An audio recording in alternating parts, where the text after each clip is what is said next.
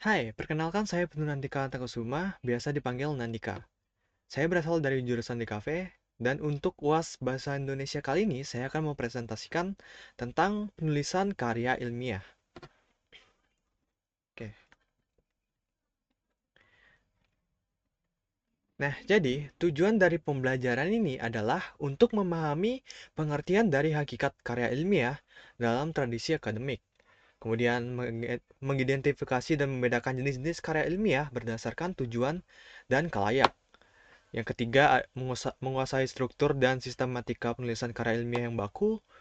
Dan keempat, menerapkan kaidah bahasa ilmiah, kutipan, dan referensi karya tulis. Nah, pengertian karya ilmiah. Karya ilmiah adalah tulisan yang disusun berdasarkan metode ilmiah. Jadi berlandaskan pada fakta dan data yang dapat diverifikasi. Serta akan dikomunikasikan kepada khalayak akademik dengan mengikuti kaidah bahasa dan sistematika yang baku. Jadi, karya ilmiah itu bersifat objektif, jadi didasarkan pada fakta dan data, bukan opini atau perasaan pribadi. Kemudian sistematis, jadi disusun dengan urutan yang logis sehingga kaidah dan format yang sesuai kaidah dan format yang telah ditetapkan. Kemudian verifikatif, temuan dapat diuji ulang oleh peneliti lain dengan metode yang sama. Dan komunikatif menggunakan bahasa yang lugas, efektif, dan dapat dipahami khalayak akademik. Nah, jenis-jenis karya ilmiah. Nah, jadi jenis-jenis karya ilmiah itu ada makalah, paper atau artikel ilmiah, lapor penelitian, review atau ulasan ilmiah, skripsi atau tesis atau disertasi, dan jurnal ilmiah. Nah, kita akan bahas dari makalah dulu. Nah, makalah merupakan karya tulis ilmiah yang membahas suatu topik tentang uh, untuk memenuhi tugas perkuliahan atau dipresentasikan dalam seminar atau diskusi akademik. Nah, panjangnya itu biasanya 10-20 halaman. Kemudian format umumnya itu dimulai dari pendahuluan, kemudian ke pembahasan, dan terakhir penutup. Nah, layaknya itu dosen atau seminar akademik. Dan sifatnya itu deduktif atau induktif. Nah, yang kedua, ada artikel ilmiah atau paper.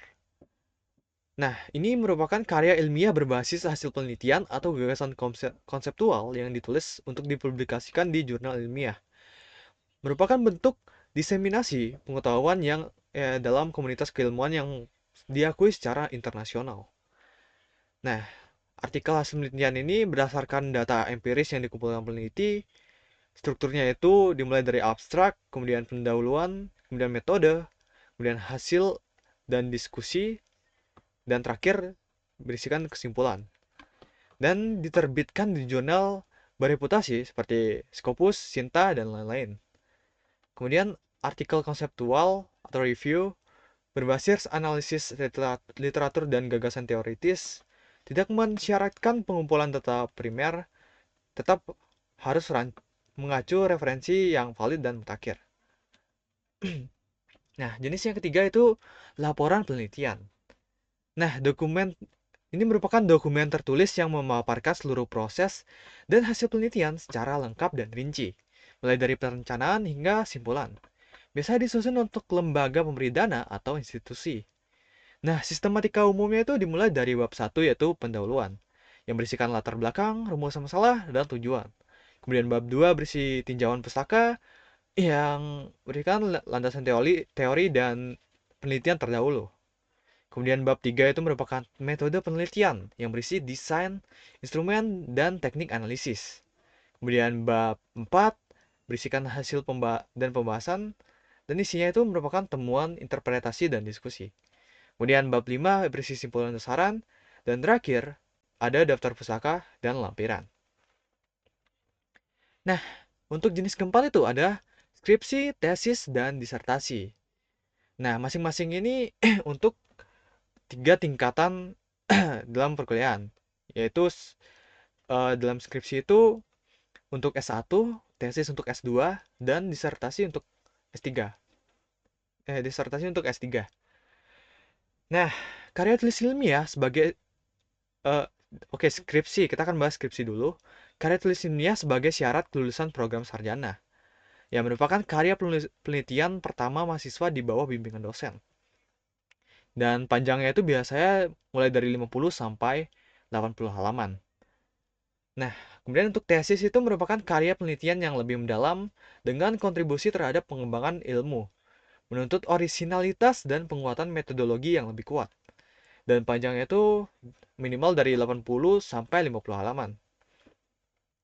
Nah, untuk disertasi itu merupakan karya penelitian orisinal yang memberikan kontribusi nyata dan baru bagi pengembangan ilmu pengetahuan.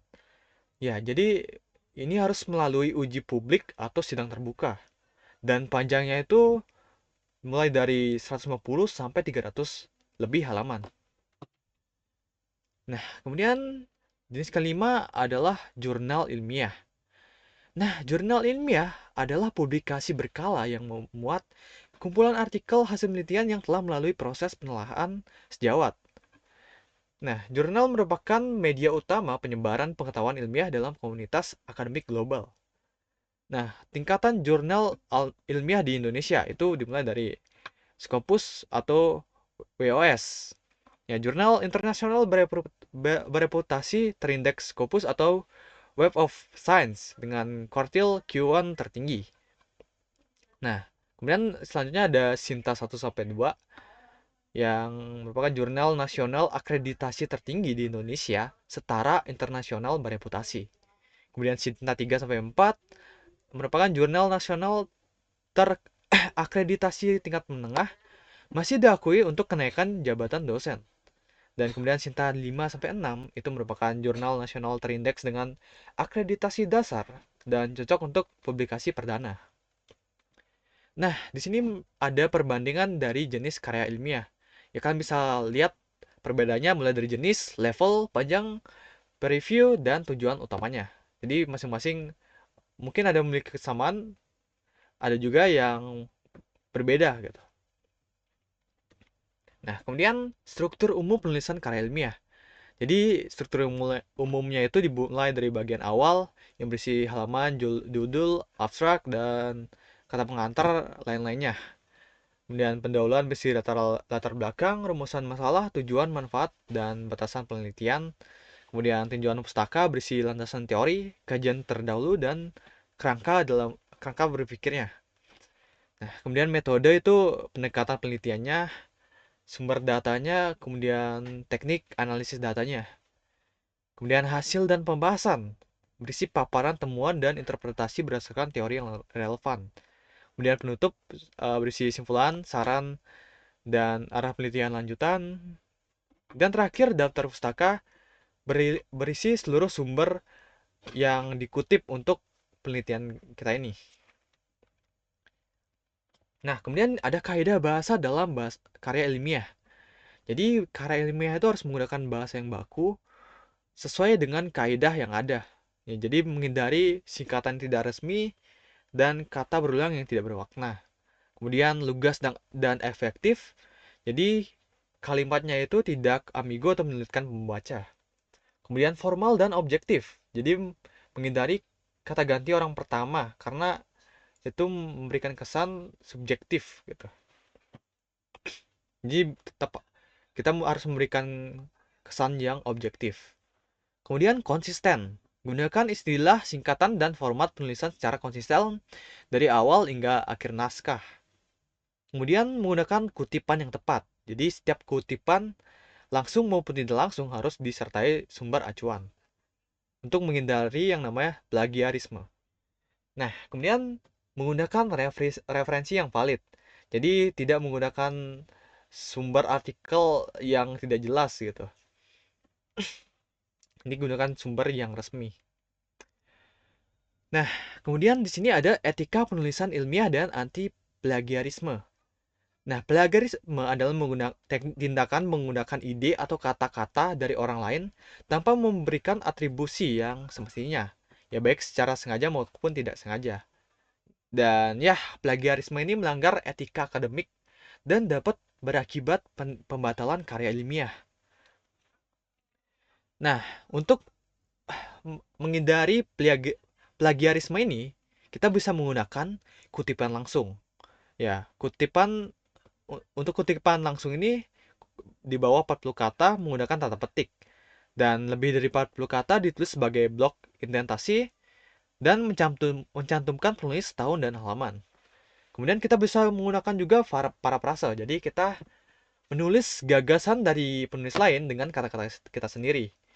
Tapi ya tetap mencantumkan sumber meskipun tidak mengutip kata per kata. Kemudian menggunakan gaya sitasi dan mengecek plagiasinya. Jadi menggunakan perangkat seperti Turnitin, Authenticate, atau Unit Check sebelum pengumpulan. Dan batas similarity index-nya tuh umumnya di bawah 25%. Nah, di sini ada tips sukses untuk menulis karya ilmiah.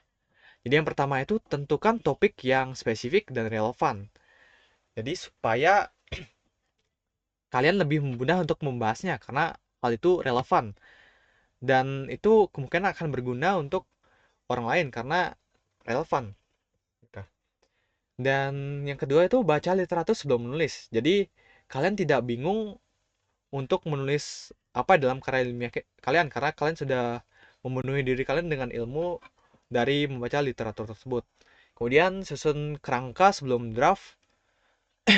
Jadi ya menghindarkan tulisan dari melompat-lompat dan membantu alur argumentasi yang runtut. Nah, kemudian tulis draft tanpa mengedit bersamaan. Pada tahap draft, fokus menuangkan gagasan, proses menyuntingkan dilakukan setelah draft selesai. Dan revisi dengan perspektif pembaca. Jadi kita membaca hasil tulisan kita dari sudut pandang pembaca yang awam. Jadi untuk mengetahui apakah argumen kita mudah dipahami. Nah, kemudian terakhir kelola referensi sejak awal. Ya, gunakan Mendeley, Zotero, atau EndNote untuk mencatat referensi dari karya ilmiah kalian. Gitu.